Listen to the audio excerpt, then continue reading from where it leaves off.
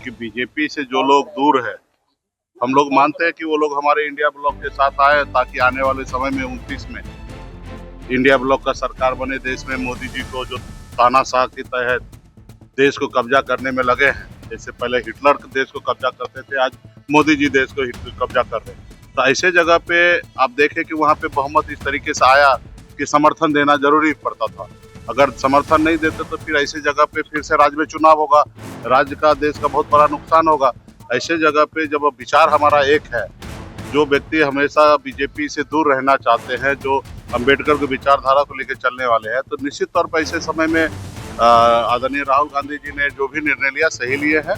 बाकी रहा कि स्टालिन जी तो हम लोगों के इंडिया ब्लॉक में थे, उस पर आने वाले समय में चर्चा होगा, बातचीत होगा। निश्चित तौर पे वहाँ पे आमने सामने की लड़ाई था, तो आज जरूर वो दुखी होंगे, बट आने वाले समय में वो सब सेटल होगा। अखिलेश यादव लगातार चुनाव आयोग पे सवाल उठा रहे हैं। इस तरीके से वेस्ट बंगाल में चुनाव हुआ, जो नतीजे आए हैं उस पर भी सवाल उठा रहे हैं, बोल रहे हैं कि ईवीएम में जरूर कुछ ना कुछ है। देश में आपको लगता है वो चुनाव आयोग है? ऐसे लोगों को चुनाव आयोग बोल के, इससे पूर्व में जितने भी चुनाव आयोग रहे हैं उन सब का अपमान है। ये चुनाव आयोग नहीं है, बीजेपी का आयोग है।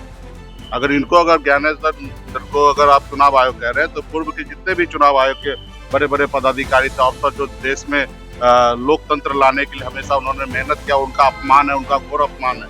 ऐसे जगह पे ये बीजेपी के आदमी है और ये तानाशाही करके देश में बीजेपी के लिए बिल्डिंग सेट करते हैं, बीजेपी के लिए चुनाव जितवाते हैं, महागठबंधन इंडिया ब्लॉक के लोगों को वोट कटवाते हैं, काटते हैं।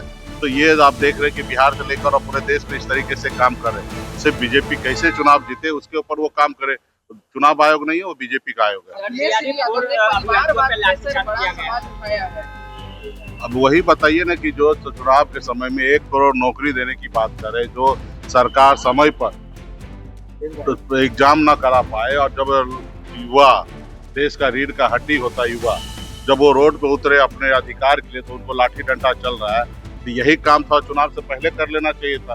लेकिन यही युवा से मुझे पूरा विश्वास है, भरोसा है, यही युवा जो है इनको बिहार से उखाड़ फेंकेंगे, देश से उखाड़ के फेंकेंगे।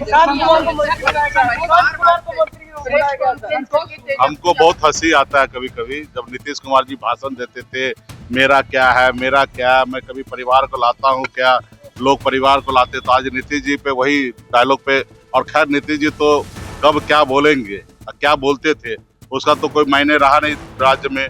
वो अपने हमेशा सत्ता के लिए, पावर के लिए हमेशा बदलाव स्टेटमेंट बदलते रहे। तो उसमें अपने सुपुत्र को अगर राज्य में मंत्री बनाए तो कोई बहुत बड़ा आश्चर्य की बात नहीं था। लेकिन हम लोगों को लग रहा था कि ऐसा वो तो नहीं करेंगे, लेकिन खैर किए हैं। और मुझे लगता है कि जो भी मंत्री बने हैं सभी को हमारी शुभकामना है, लेकिन किसी में कोई योग्य नहीं है कि बिहार को अच्छे से चला सके। आने वाले समय में निश्चित तौर पे एक बदलाव हम लोग लाएंगे। तेजस्वी यादव जब हाफ पैंट में थे तब से मैं राजनीति कर रहा हूँ, वो हमको राजनीति की होता है जब सब लोग, वो भी किसी न किसी दिन हाफ पैंट में होंगे। और उनका पिताजी का तो इतिहास है कि किसी के साथ धोखा करने का। मांझी जी क्या किए थे, नीतीश कुमार जी को धोखा ही दिए थे ना। तो ऐसे लोगों के बारे में क्या बात करना। दीक्षांत एडुटेक लाया है दीक्षांत सी लर्निंग ऐप। बने दीक्षांत का चैनल पार्टनर और अर्न करें लाखों रुपए प्रति महीने। चैनल पार्टनर बनने के लिए विजिट करें www.dikshans.com। हमारे YouTube चैनल को सब्सक्राइब और Facebook पेज को लाइक करना ना भूलें। धन्यवाद।